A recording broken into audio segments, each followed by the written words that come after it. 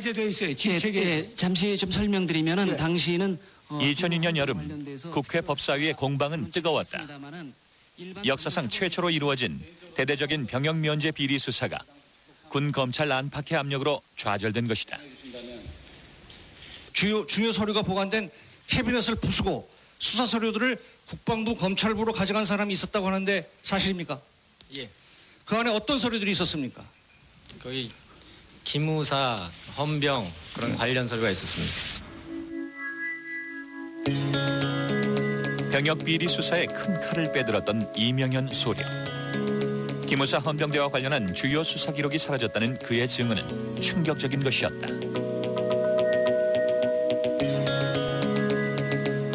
당시 수사의 핵심 인물인 병무브로커 출신의 김대호. 그는 이회창 후보 두 아들의 병역 면제 사실을 터뜨리며 한국 정치사를 뒤흔들었다. 권력과 돈으로 양심과 의무를 비껴간 사회 지도층. 병역 비리 수사에선 어떤 일이 있었는가?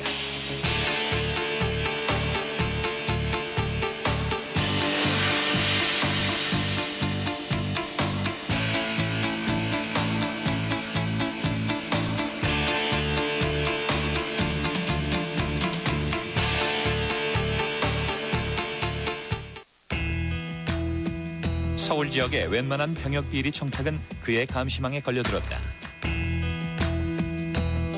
서울 병무청의 헌병 책임자 박노항 원사. 그러나 그는 자신의 지위를 악용한 병역 비리의 대부였다. 박노항 원사를 잡지 않고서는 병역 비리의 수사가 끝나지 않는다. 박노항 원사가 몸통이기 때문에 반드시 잡아야 된다는 어떤 국민적인 여망이라고 해야 될까요? 3년간의 수배 끝에 박노항의 은신처로 지목된 곳은 서울의 한 아파트.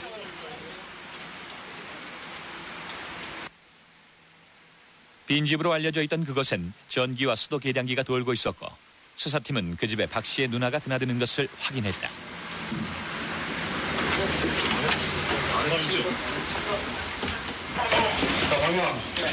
자기 이름을 거의 한 3년 동안은 들어본 적이 없죠. 없으니까 박노항 수사관이 박노항 이렇게 하면서 했을 때 본인도 모르게 네 하고 이렇게 대답을 하게 됐다고 그러고요. 그러면서 저 박노항 아닌데요 이렇게 마사지 팩을 쓴 상태에서 박노항이 자기가 아니다라고 이렇게 이제 항변도 하고 그랬다고 합니다. 국방부를 지척에 둔 은신처. 박노항은 대담하게 숨어 지내며 외국어까지 공부하고 있었다.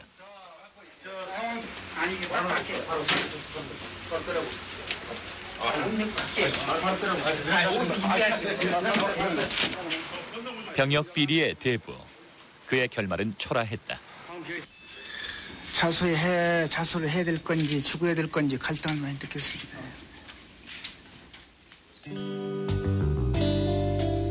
수사를 촉발시킨 것은 원영수 준이. 카투사 비리를 내사하던 군 검찰의 이명현 소령은 친구야 나를 노출시켜선 안 된다. 너 혼자 다 안고 가라는 원준이의 통화 내용을 감청하고 그의 집을 수색했다. 다시 두 번째 가면서 보니까 이상하게 그 침대에 그 어린애들이 낮인데 불구하고 거기에 두루 누워서 있다라는 거죠. 낮인데. 그래서 이상하다. 굉장히 이것 좀 보겠다고. 눈 갑자기 그 얼굴이 틀어지더래. 그 침대를 가리고 나니까 아 여기다 그래갖고 거기에 이제 수첩이 있었던 게 그다란 수첩이 거기서 나온 거예요. 그러는데 그 여자가 칼 갖고 또 선 거예요. 막 그러면서 휘두르고. 병역 비리의 역사를 뒤흔든 원준이의 비밀 수첩.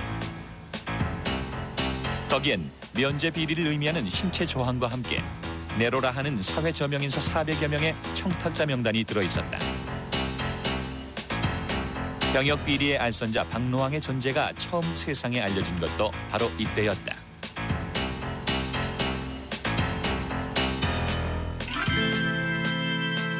그러나 막상 수사는 원준이의 수첩에서 한 발짝도 나아가지 못했다. 수첩 속의 이름들은 병역 비리의 엄청난 실태를 말하고 있었지만 그들의 진단서는 정교하게 작성되어 있어 비리를 증명할 길이 없었다.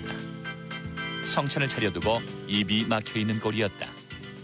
기록 자체로도 완벽하게 돼 있을 뿐만 아니라 표시가 안 나거든요. 겉으로는 진단서도 다 있는 거고 실제로 아파서 면제를 받은 사람 거하고 전혀 안 아프고 면제 받은 사람 거하고 병적 기록부가 다르지 않고 똑같거든요.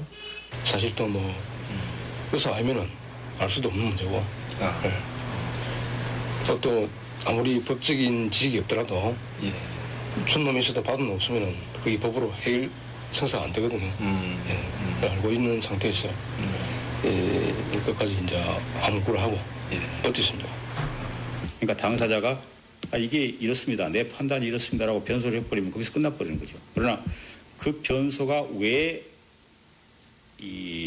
어디가 틀렸는가, 이거는 어디가 잘못됐는가 하는 걸 정확히 집어주는 사람은 내부 고발자가 아니고는 알 수가 없는 겁니다. 더 이상 나아가지 못하고 수사를 접어야 할 위기의 순간. 군 검찰부엔 한 통의 전화가 걸려왔다. 협박죄로 1년형을 살고 이틀 전에 출감했다는 김대업이었다. 대구 지역 병무브로커 출신이라는 그는 수사를 돕고 싶다고 했다. 그는 국방부 관계자들 앞에 자신의 깨끗하지 못한 과거를 고백했다. 김대업의 신원과 전과 사실들은 철저하게 검증됐고 수사진은 병역 비리를 꿰고 있는 그의 능력과 의욕을 높이 샀다. 김대업은 대가 없이 수사에 합류했다. 그의 사비로 마련한 한 호텔방이 사회적 파장을 몰고 올 병역 비리 수사의 기초 작업실이었다. 이명현이 제공한 병적 카드 등을 토대로 김대업은 수사 자료를 만들어갔다. 그래 갔더니 막 놀랬습니다. 저는 창틀 같은데 양말 뭐 속옷 같은 거 널려 있고 뭐 옷이 필요 없다 그랬는데 거기서 묵고 자고 다 하기 때문에 맨날 양말도 거진 필요 없고 여기서 다 생활하고 못 나가고 하니까 일지 같은 거 있잖아요. 그런 게 막 굉장히 많던데요. 산더미 사무실 같이 그런 분위기였었어요. 자료는 방대했다. 서울 병무청의 경우 한 해 신검자 12만 명 가운데 10분의 1이 병역 면제자. 김대업은 95년부터 3년간의 면제자 약 5만 명 가운데 비리 의혹이 짙은 2천여 건을 출연했다. 그들이 주목한 것은 병무청이 별도 관리하던 사회관심자원 명단. 사회 지도층을 비롯해 재벌 및 유명 연예인 등의 병무 기록이었다. 대통령께 현재까지의 규모와 이렇게 대략 보고를 했더니 대통령이 깜짝 놀라면서 이것은 국가의 그 존립에 관계되고 근원적인 국가 도덕성의 문제이기 때문에 어떤 그 장애도 구애받지 말고 조사를 해라. 필요하면 합동조사를 하든 간에 해가지고 끝까지 장관의 명예를 걸고 그것만 밝혀달라고 명령을 하셨어요. 1998년 12월 본격적인 수사를 위해 병무비리 합동수사반이 편성됐다. 창군 이래 최초로 이루어진 군검찰과 민간검찰의 합동수사였다. 합수부 수사의 토대가 된 것은 김대업이 넉 달간 추려놓은 사회 지도층 자녀들의 의심되는 병적 카드 400여 건. 김대업은 이때부터 공식적인 정보 제공자로서 병역 면제자들의 발병일과 신검일, 병명과 치료 경력 등을 분석해 부정 면제자들을 하나하나 가려내기 시작했다.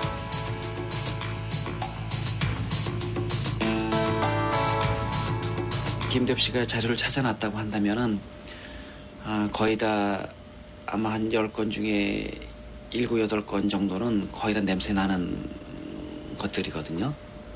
그러면 찾는 능력이 탁월해요. 냄새 나고 이런 부분들 찍어내는 게. 나중에 수사할 때 큰 도움이 되죠. 그거는 거의 확실하다고 보면 돼요.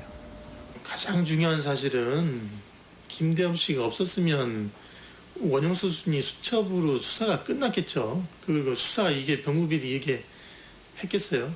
이게 저희 그러니까 군검찰에서 가장 해방일에 가장 큰 수사인데 수사를 가능하게 한 사람이 결국 김대업이 있었기 때문에 가능한 거죠. 물론 많은 사람들이 있었으니까 가능한 거지만 김대업 씨가 없었다면 수사가 불가능했겠죠. 그간 수사가 진전되지 못한 큰 이유가 군의관들을 다그칠 만한 의학 지식이 없었기 때문이었다. 그러나 김대업이 참여하면서 사정은 달라졌다. 이 의학적인 지식을 상당히 많이 가지고 있었습니다. 네, 가지고 있습니다. 그리고 이 병무로 해가지고 이 면제가 되는 과정 절차 내용도 상당히 가지고 알고 있었고 저희들이 모르는 것도 많이 알고 있었습니다. 거의 돌팔이 수준 저리 가라. 전문가, 그러니까 전문의 같으면은 뭐 안과면 안과 정도에만 이렇게 국한할 텐데 이건 뭐 두루두루 그냥 아주 해박해요. 김대업이 군의관들의 입을 열 수 있었던 것은 그의 이력 덕분이었다.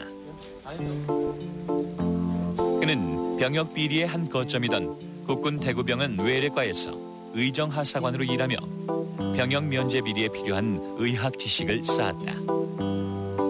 공부는 브로커하고부터 공부를 많이 했어요. 그럼 결과적으로 그게 이 군 면제되는 그런 의학이라고 저는 생각합니다. 요 병 같으면은 몇 급으로 어떻게 빠지겠다. 그리고 책도 많이 보고 우리 집 책이 좀 많았었어요. 그거를 보고 아주 연구를 많이 하는 사람 같아요. 그 부분에서. 어떻게 이렇게 정확하게 예리하게 이 자료를 찾아올 수 있었는가에 대해서는 참 의문을 많이 가졌습니다. 사실은 그 A씨가 없었으면은 가장 큰 줄기로 들어가서 아마 저희들도 끝까지 아마 함구하고 오리발을 내미으리라고 생각합니다. 솔직히 다 설득되는 이유가 수법을 뻔히 알거든. 그러고 또 어떻게 면제받았다는 거를 훤히 눈에 다 와 있는데 거짓말을 아무리 해도 내한테는 거짓말이 안 통한다고. 군의관들 사이에서 김대업은 병역 비리 캐는 족집게로 불렸다. 그러나 피해자가 없는 병역 비리 특성상 대규모 적발을 위해선 군의관들의 자백이 필수적이었다. 국방부는 군의관들의 자백을 위해 면책을 제의했다. 일부 군의관을 입을 열게 하려면은 오래된 사건에 대해서 면책을 줘야 입을 연다. 그런 그 강력한 건의들이 있어서 제가 그걸 수용했죠. 지금 생각해도 그건 잘했다고 봅니다. 자백한 사안에 대한 면책을 약속하자 군의관들로부터는 진술서들이 쏟아졌다. 수사에 밀리며 양심과 씨름하던 그들은 스스로 하루 150건의 병역 비리를 밝혀내기도 했다. 너 스스로가 반성을 하고 거기에 대해서 최대한으로 협조를 해주면은 그 부분에 대해서는 면책을 해주겠다. 분명히 제가 거기에 대해서 용기를 얻은 건 사실입니다. 두려움으로 처음에 갔지만은 그런 말씀을 듣고 나에게 반성의 기회를 주시는구나. 백무비리라는 이런 말에 마침표를 찍는다는 이런 심정으로 그야말로 믿어주실지 뭐 어떻게 생각하실지 모르지만은 하나의 내 자신을 버리자라는 그런 용기를 가지고 저희들이 백무비리 수사에 임했습니다. 군의관들이 한번 이제 그런 결의를 하고 나서 수사 협조하자라는 결의를 하고 나서 자료를 찾고 이렇게 하면서 이제 하니까 뭐 엄청나죠. 이제 그때부터는 그건 뭐 감당할 수 없을 정도로 서로 모르는 거 있으면 의논해 가면서 밤새도록 일을 하니까 스스로 자기 범죄를 찾는 거예요. 밤새도록. 면제 비리는 병원 자료 위조로부터 시작된다. 군 지정 병원에서 필요한 엑스레이나 CT 필름, 허위 진단서 등을 마련하는데 가장 흔한 수법이 필름 바꿔치기다.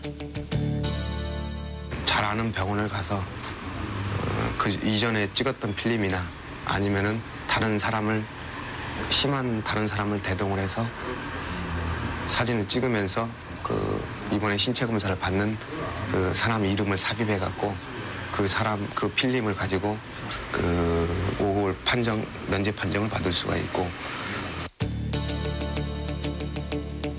신검 예정자의 부모 등으로부터 3천만 원에서 1억여 원까지의 뇌물로 청탁을 받은 알선자는 주로 기무사나 헌병대, 병무청 직원 등이다. 이들은 군의관을 매수해 최종 면제 판정을 받아낸다. 저희들이 그 병무청 파견 나가면은 제일 먼저 접근하는 게 이 병원에 있는 기무, 병무청에 있는 기무들이 제일 먼저 근접해 옵니다. 그러고 헌병, 그다음에 병무청 직원 순으로 이렇게 오죠. 병역 비리의 역사는 징병제가 본격적으로 시작된 1951년으로 거슬러 올라간다. 당시는 분단과 전쟁으로 호적 제도가 제대로 마련되지 않았던 시절. 가호적이나 이중호적 등의 허술한 틈새는 제도적인 병역 비리를 조장했다. 갑자기 분단되었기 때문에 북쪽에서 월남하는 사람이 호적 갖고 내려온 것도 아니고 전쟁으로 또 많은 부분에서 호적이 파괴되었고 그래서 가호적도 만들고 이중호적도 만들고 그래서 사람들이 호적제도 안에서 도망가는 것이 얼마든지 가능했고 그다음에 국가도 그 엉성한 호적을 갖고 개인을 한 명 한 명을 파악하는 것이 대단히 어려웠었죠. 또 어떻게 해서 나이가 많은데 왔느냐 그러니까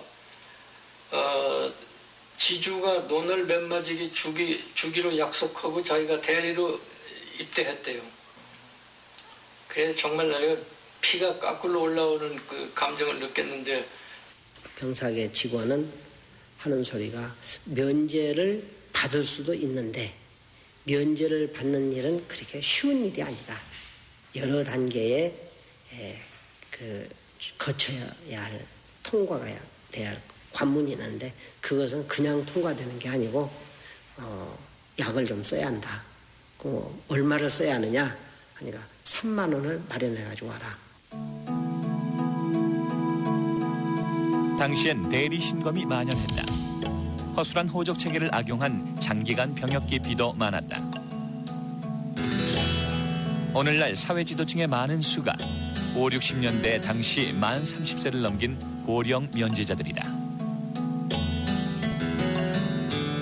1970년대가 되자 중앙병무청이 문을 열고 병무행정이 한결 체계화됐다. 그러나 질병을 위장한 비리가 늘어갔다.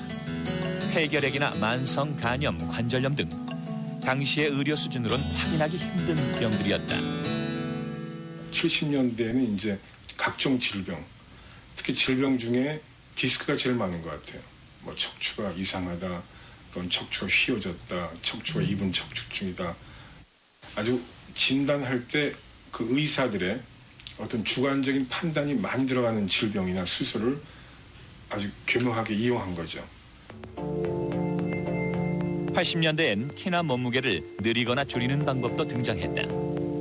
그러나 여전히 주된 비리는 질병을 위장하는 것이었다. 대신 증명이 어려운 수핵 탈출증이나 정신질환, 시력 등으로 병명이 바뀌어갔다. 병역 면제율은 사회 고위층의 아들일수록 높게 나타나 사회적인 위화감이 커져갔다. 교간단과 졸업생 가족 여러분의 노고를 당시의 또 다른 특징은 석사장교 제도였다. 4개월 훈련에 2개월 전방 실습만 받으면 예비역 소위로 제대하는 일종의 병역 특혜였다. 이 제도는 82년에서 90년까지 전직 두 대통령의 아들들이 혜택을 본 기간에만 유지돼 대통령의 아들들을 위한 제도라는 비판이 일기도 했다. 석사장교 제도 자체가 없어져 버리고 나니까 지도층 체제들이 이제 군대 문제를 어떻게든 해결은 해야 하는데 군대를 갈 수는 없고 면제 판정을 받아서 빠지든지 꼭 기피를 했다가는 나중에 사회생활 같은 게 더 힘들어지니까 외국 나가 살면 몰라도 그러니까 어떻게든 해야 하니까 그 문제를 처리해야 하니까 이건 새로운 시장이 아주 폭발적으로 행동되는 거죠. 김대엽이 병역 비리에 몸담은 것도 바로 이 무렵. 그러나 그는 85년 병무 비리로 불명예 전역하게 된다. 병무 브로커로서의 본격적인 시작이었다. 옷을 벗고 그 주위에 있던 사람들이 이제 아무래도 이 사람이 이제 그러다 보면은 그게 꼬리에 꼬리를 물고 오잖아요. 그때는 한창 많이 붐이 일어났었습니다. 아니 많을 때는 하루에 뭐 몇 건도 있고 그랬었어요. 하루에 몇 건? 네. 그러면 1년으로 치면 뭐 한 100여 건 이상은 되겠네요. 그 정도는 안 되겠습니까? 가장 커 나갔었던 때가 한 대략 어느 정도 몇 년도? 90년대 초반이요. 90년대 병역 비리는 급격히 늘어 중산층까지 확대됐다. 병역 비리는 브로커 조직에 의해 구조화됐고 군 면제는 마치 부모의 의무이자 지위나 부를 과시하는 상징으로까지 여겨졌다.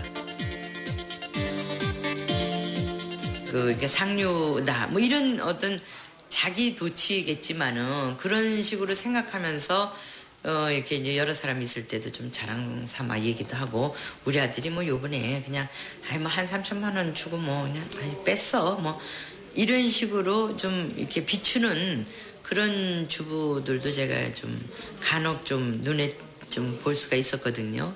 그 부탁한 병역 면제자의 어떤 부모들, 사람들의 부모들은 대부분 강남의 부유층들입니다. 국내 부유층들이기 때문에 어느 정도 돈을 요청해도 그것을 갖다 거부하는 경우가 별로 없었습니다. 당시 면제자의 62%는 강남 출신이었다. 신의 아들 어둠의 자식들에 빗대어 서민들의 자괴감도 깊어졌다. 비리는 구청 병사계에까지 만연했다. 한 병사계장은 청탁을 받는 것이 아니라 아예 부유층을 찾아다니며 비리를 유인하기도 했다. 그 사람 같은 경우는 그래요. 그 수법이 아예 좀 있는 집안만 골라 다니면서 뭐 면제할 수 있는 방법이 있는데 뭐 어떻게 생각해서 그 사람이 받은 액수는 사실 방광 원사가 받은 액수 이상입니다. 아니 요즘 집이 보통 뭐 아파트 웬만하면 뭐 몇 억씩 하는데 그거 진짜 뭐 내가 정말 그 3천만 원 쓰고 우리 뭐 아들이 3년 동안 그냥 학교 계속 다닐 수 있다면은 진짜 3년 안 가고 3천만 원 든다면은 그거 안 하겠습니까? 이번 수사를 맡은 군과 검찰의 발표 내용을 지금 들어보시겠습니다.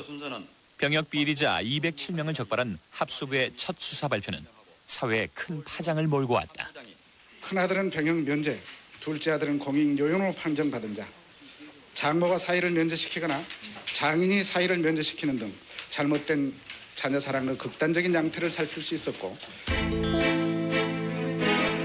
그러나 막상 수사는 벽에 부딪혀 있었다. 수사팀 내부로부터 수사의 문제점을 지적한 보고서가 올려진 것이다. 수사팀장 이명현 소령이 외부의 어떤 압력에도 굴하지 않았으나 슬프게도 내부의 압력에 무릎을 꿇고 말았다는 충격적인 보고서를 작성한 것이다. 수사 기밀이라든지 이런 부분도 좀 보고만 하면은 이게 금방 오픈이 되니까 이런 부분은 좀 지켜줘야 되는데 저로도 그 자료가 보면 어떤 뭐 기무 이런 데 가서 이런 자료들이 있고 자 이게 뭔가 이상하다. 그럼 샌다. 그 다음부터는 사실은 이명검찰관이나 저나 솔직히 똑같았어요. 이 샌다. 분명히. 보안에 유의해야 되겠다 해가지고 어떤 그런 관련 리스트나 이런 것을 솔직히 내부적으로도 저하고 이명검찰관 둘만 알았어요. 당시 수사체계는 고석 검찰부장의 지휘 아래 실제 수사는 수사팀장 이명현 소령이 맡고 김대업이 이를 지원했다. 그러나 이명현과 김대업은 보고 내용이 샌다며 고석 검찰부장을 불신했고 이후 고석 검찰부장은 군의관들에게 김대업의 신분을 공개하고 만다. 김 수사관이 이 병무에 대해서 많이 알고 있었고 그래서 저희들이 이렇게 찾는데 큰 어려움이 없었다. 그렇게 이야기하니까 수사관은 무슨 수사관 그 새끼가 병무 부록하지. 옛날에 병무 비료해가지고 구속된 놈이고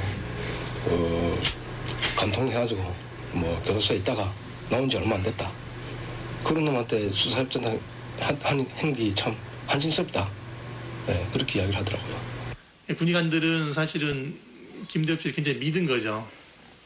근데 이거를 그러니까 사실은 수사관이라고 믿었는데 수사관이 아니라 이제 과거에 파렴치한이다 이렇게 바뀌어버리니까 그 신뢰관계가 깨지면서 군의관들도 더 이상 이제 협조를 안 해주게 되는 시스템으로 되고, 그리고 김대엽 씨도 이제 개인적으로도 굉장히 어떤 위축된 활동 영역이죠. 김대엽의 신분 노출로 군의관들의 협조는 한풀 꺾였다. 수사팀장 이명현과 검찰부장 고석 사이엔 갈등이 심화됐다. 고석 부장이 이제 그 99년 이제 3월 들어오면서부터 본격적으로 이 병역 비리 수사를 본인이 직접 챙기겠다고 나서게 되거든요.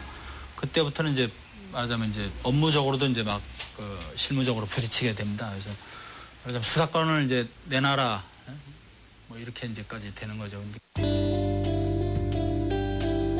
갈등이 증폭된 계기는 이른바 캐비넷 자료 탈취 사건.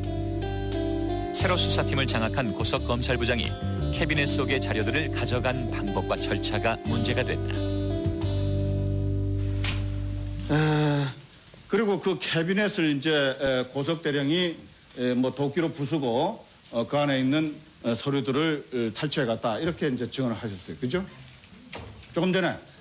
예. 예. 캐비넷은 그 공문서입니다, 원래. 공문서를 왜 인수인계하지 않습니까?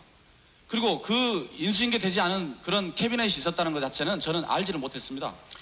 이명 팀장 이제 하고 얘기를 안 하고 수사팀을 교체를 하면서 여기서는 판단하기에 저기에 뭔가 굉장한 게 있을 거다.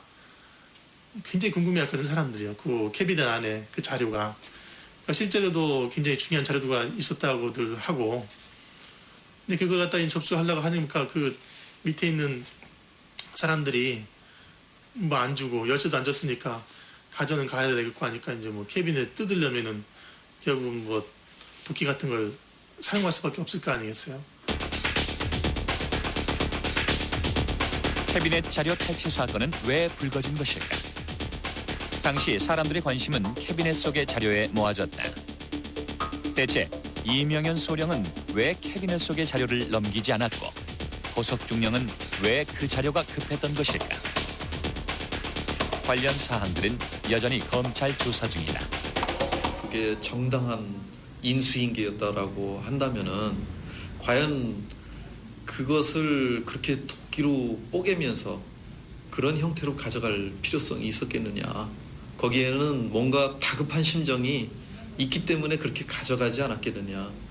캐비넷을 부수고 수사 서류들을 국방부 검찰부로 가져간 사람이 있었다고 하는데 사실입니까? 예. 그 안에 어떤 서류들이 있었습니까? 거기 기무사, 헌병 그런 관련 서류가 있었습니다. 자료들이 많이 있었죠. 거기 별도로 관리하고 있던 거에는 사회관심자원이라든지 또 군에서 얘기한 뭐 군기관 관련 자료라든지 뭐 연예인 관련 자료들도 있을 거고 재벌 관련 어떤 이런 자료들도 있을 거고 정치인 뭐 별도로 나중에 이게 다 문제 있는 자료는 아니겠지만 나중에 좀 더 좀 관심 있게 좀 지켜봐야 되겠다. 좀 이건 내사라든지 수사라든지 이런 부분 좀 진행해야 되겠다. 이런 자료들이 있었죠. 뭐 함부로 취급해서는 안 될 그런 자료들이죠. 사회 고위층과 재벌 등의 면제 비리는 당시 많은 수가 기무사나 헌병대 등 기관 요원의 알선으로 이루어지고 있었다. 그러나 이명현 수사팀장은 보다 면밀한 내사를 위해 관련 자료를 별도 보관하고 있었고 기무사 등에선 이를 표적 수사로 받아들였다. 좀 자료 수집하고 본격적으로 이제 수사 시작 전에는 사실 기무나 헌병에서 비웃었다고. 너가 해봐라. 되느냐. 그런데 막상 이제 본격적으로 시작돼가 자백이 나오고 진술이 나오니까 뭐 솔직히 반반이에요. 진술 나오면은 반은 기무 헌병 거고 반은 병무청 거고 이런 식으로 나오니까 감당을 못하는 거예요. 전국으로 따진다면 한 기무가 한 60 정도 그리고 헌병이 한 25나 30 정도 되는 거고 나머지 좀 작은 것들은 부관이나 뭐 이런 진짜 일반 군인들도 좀 있고 전국으로 따지면 60% 정도가 기무 같아요. 70%가. 물론 서울에서는 헌병이 좀 뭐 박노왕이라는 특출한 인물이 있어가지고 서울에서는 60%까지 못한 것 같기도 한데 지방에 있어서는 지방은 절대적으로 다 기무가 다 했거든요. 실제 수사의 칼날은 기무사를 향해 서서히 조여들었다. 군의관들의 입에선 면제 비리를 알선한 기관 요원들의 이름이 쏟아져 나오고 있었다. 병역 비리를 막아야 할 기관 요원들은 비리를 무마할 수 있는 힘까지 갖고 있었다. 그들의 권력이 그들을 계속해서 기득권자로 만든 것이다. 수가 1년에 한 100여 차례 해서 뭐 한 4년 반 동안은 한 500여 차례는 받은 걸로 이제 계산식들 예, 배모부리부터 시작해서 뭐 외출, 해방, 특박 조치, 하는 거 그런 거, 예, 신급 뭐 다 분명히 본연의 업무보다도 이 청탁에 참 시달리다 보면은 오히려 내가 이거 뭐 청탁부인지 뭐 본연의 임무를 수행하는 게 더 강간할 때가 많습니다. 절대적인 영향력을 그런 권력 기관에 파견돼 와 있는 그 요원들이 가지고 있다 하는 걸 알기 때문에 그건 제일 그 손쉬운 방법이겠죠. 접근하지 않을 수 없죠. 다른 거 해봐야 그건 헛거예요. 그 사람들에게 접근해야 된다. 뭐 하나 부탁하려면 간단해. 기무사 요원한테 얘기해야 돼. 다 통해. 이렇게 일반화되어 있었거든요. 압력을 넣어서 뭐 거의 뭐 90% 이상은 내가 전부 다 그 원하는 대로 부분들 지시는 다 수행을 했습니다. 그 수행을 못하게 되면은 능력이 없다고 이렇게 지켜버리는 게 우리 기무부대의 또 생명입니다. 그 당시만 해도 뭐 거의 관습적으로 이루어지다시피 했기 때문에 저뿐만 아니고 어느 병원에 근무하는 기무부대원들도 사실은 저와 마찬가지 그런 입장이었습니다. 군 상층부의 우려 또한 컸다. 계속해서 기관의 비리가 터지면 조직이 와해될지도 모른다는 위기감에 그들은 수사의 확대를 원치 않았다. 기무사 관련된 사람들 입장에서 보면은 부대 명예하고 관련되니까 굉장히 그 저항이 있었던 게 사실이고 수사를 깊이 들어가면 들어갈수록 압력을 받았던 것도 사실이에요. 그런데 이제 장관이 저한테야 압력을 못 넣죠. 수사팀에서 이명현 소령과 김대업이 배제되고 기무사와 헌병 관련 건은 더 이상 별다른 성과가 나오지 않았다.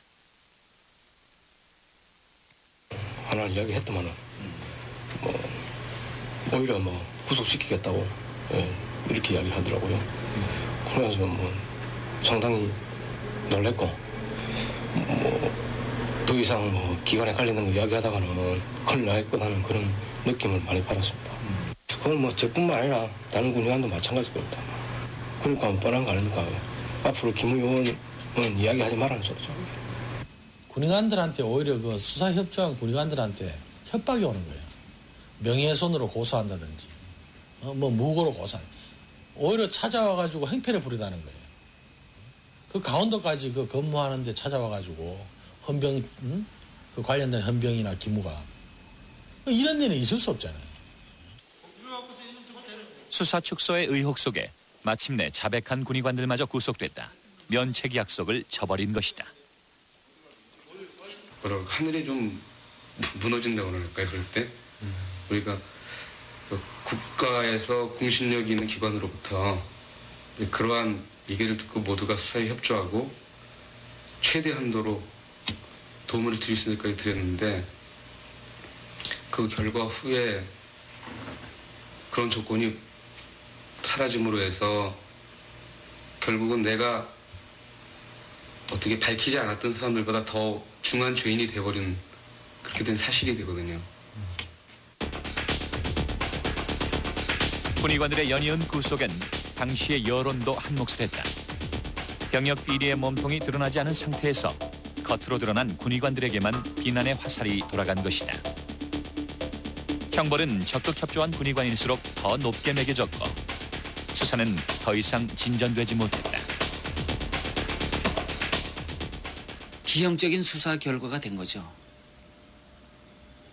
그러니까 수사기관이 노력에 따라서 액수가 나왔으면은 그 액수에 따라서 처벌하는 것이 괜찮은데 이건 수사기관이 노력에 따라서 이 액수가 나온 게 아니거든요.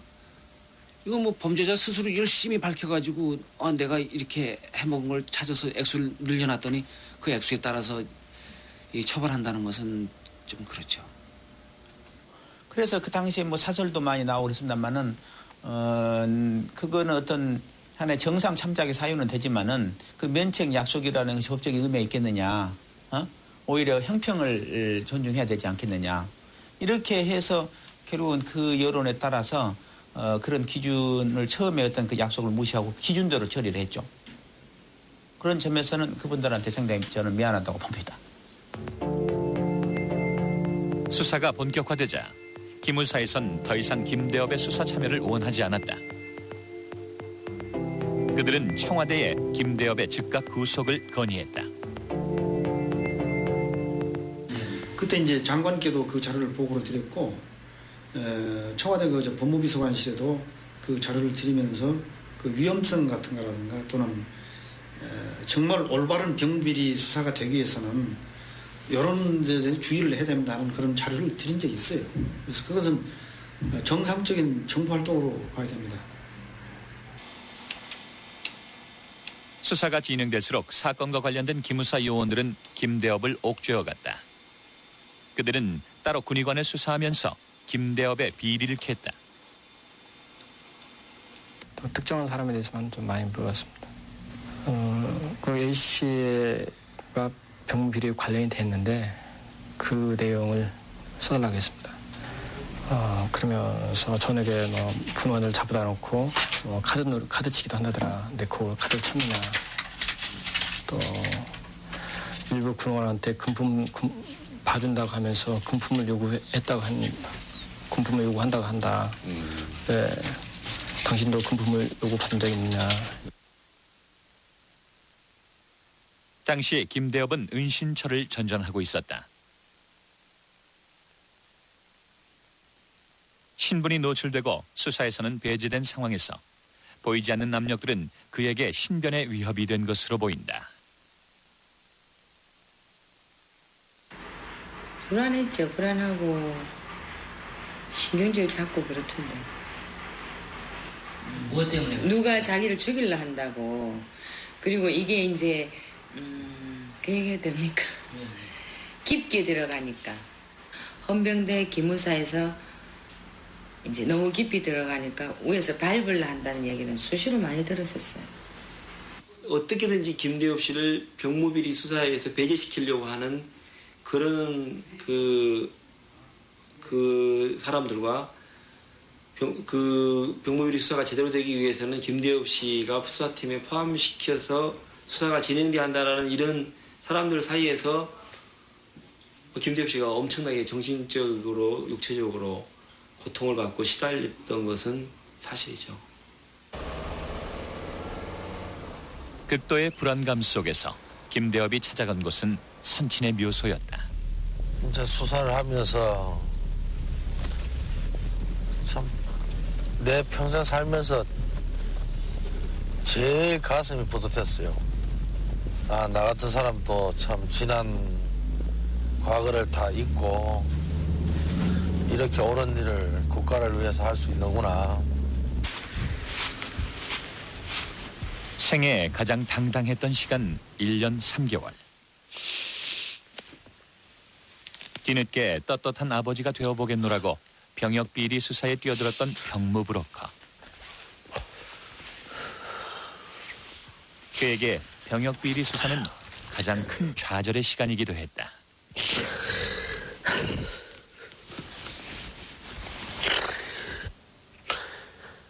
참 나도 더럽고 나쁜 놈이지만은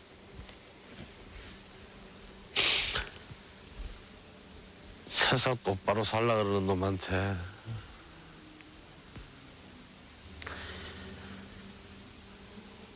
그걸 알아주기는 그냥 짓밟는다는 게 솔직히 살고 싶은 마음이 있겠어요.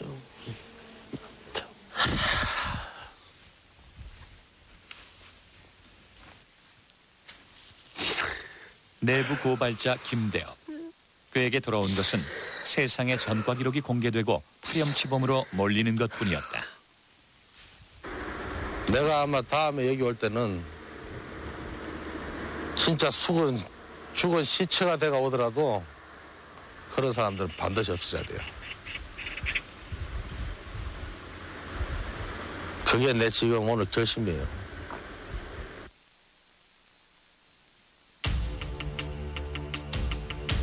그러나 성역 없는 수사를 내걸고 이후 몇 차례 이어졌던 병역 비리 수사는 용두사미의 결론만을 낸 채 결국 끝을 보지 못했다. 2001년 3월 순찰 중이던 마포경찰서 소속의 두 경관은 익명의 남자로부터 사진 한 장을 건네받는다. 그는 PC방 안에 지명 수배자가 있다며 친절하게도 수배자의 이름과 주민등록 번호까지 알려주었다. 당시 김대업은 자신이 기소된 사실조차 모르고 있었다.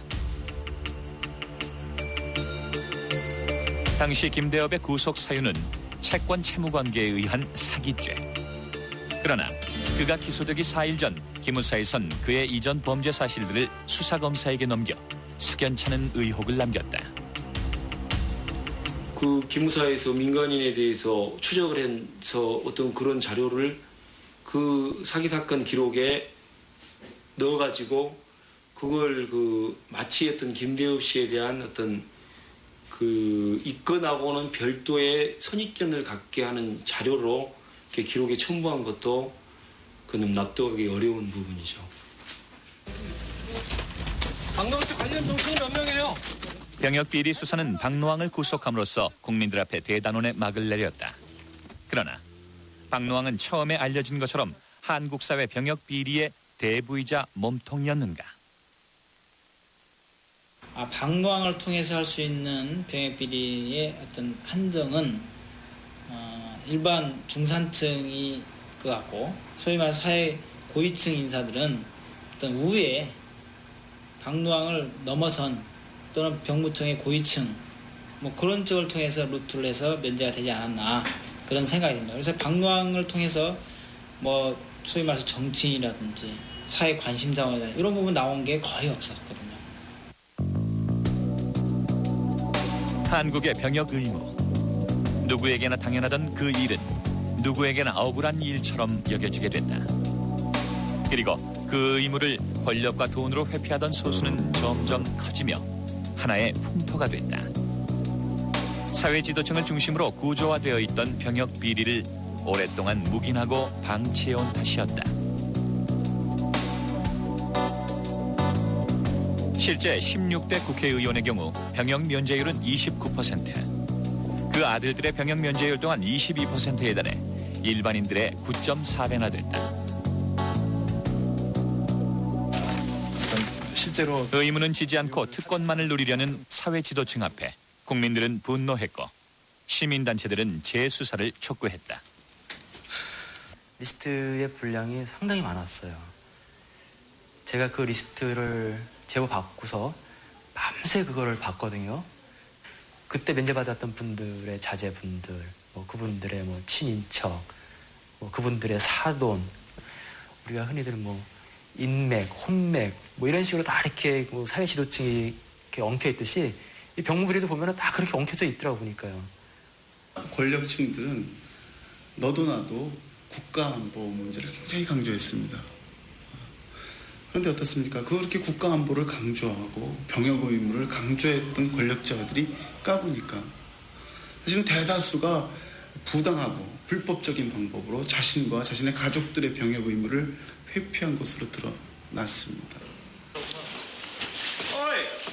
사회 지도층의 병역 면제자 명단이 언론에 공개되자 정치권에서는 이를 기획수사라며 강하게 반발했다. 저 혼자로서 이런 고난과 고초를 당하는 거 저는 충분하다고 생각합니다. 저는 제 자식 문제까지 이름이 오르내리기를 원치 않아서 저는 고소 고발을 안 했습니다. 굉장히 더티하고 있을 수 없는 그런 행동을 대통령이 자행하고 있습니다.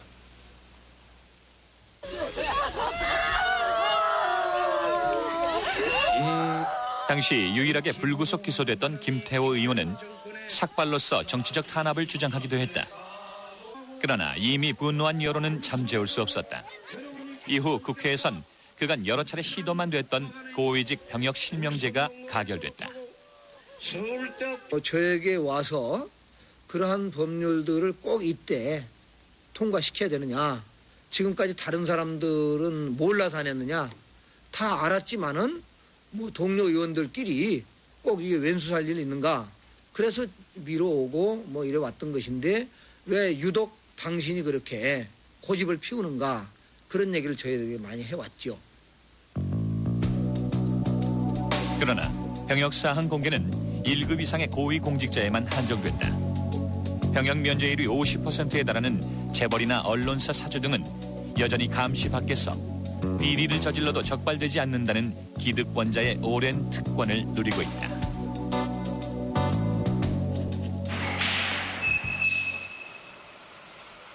(2003년 1월) 김대업은 출소한 지 9달 만에 다시 구속됐다. 2002년 대통령 후보 두 아들의 병역 면제 사실을 터뜨리면서 일부 관련자의 명예를 훼손했고 병역 비리 수사 당시 공무원 자격을 사칭했다는 혐의로 그는 현재 수감 중에 있다. 자기 어떤 할 수 있는 본연의 임무만 충실했다면은 내 같은 사람이 첫째는 거기 가서 수사를 같이 할 필요도 없는 거고, 지금 이렇게 뭐 병역 비리 없애작 할 필요도 없는 거예요. 오히려 내가 없애작 하는 것보다는 김문화 헌병에서 없애작을 해야 되는 거지. 거꾸로 된 거예요. 왜 보면은. 그 우리 사회 리더격이라 할 수 있는 엘리트 계층들이 그렇게 폭넓게 그런 어떤 비리죠. 그걸 구조적으로 할 수 있었을까. 아주 의아해할 만큼 아주 폭넓게 퍼져 있습니다. 그래서 그거를 밝혀낸 것, 이거에 대한 나름대로 자부심을 가지면서도 오히려 뭐 자괴감이랄까요? 참. 근데 이게 내 나라가 아닌 거예요. 힘 있는 사람들의 나라지 우리는 그냥 거기에 끌려 사는 종 같은 생각을 국민들이 가질 때 국민들이 서 있는 자리에서 자기 성실성이 훼손되고 있고 그리고 자기 정직이 무너지는 거예요. 대한민국 장병 69만 명. 그들이 흘린 땀의 가치를 돈과 권력으로 회피해온 병역 비리의 역사는 끝내 심판되지 못한 채 다시금 역사의 오점으로 남았다.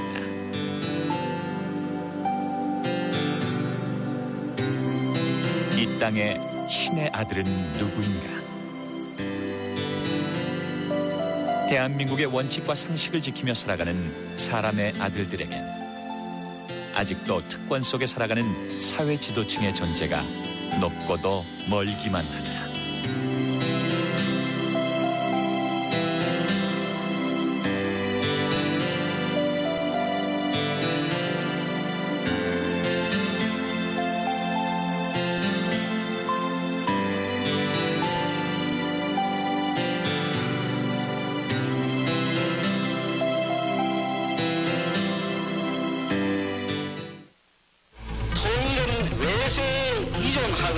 간섭을 받으니 없이 자주적으로. 야, 그렇게 통일하더니 막 통일이 이런 방법으로도 되는가? 우리나라에서는 정치인이 다 총을 설득하며 총을 내고 있습니다. 온 나라를 역경한 것입니다. 더 이상 전쟁 준비에 방군하는 죄악을 범하지 말고 선의의 경쟁. Continue to have the good relations we've had in the past between the Republic of Korea and the United States.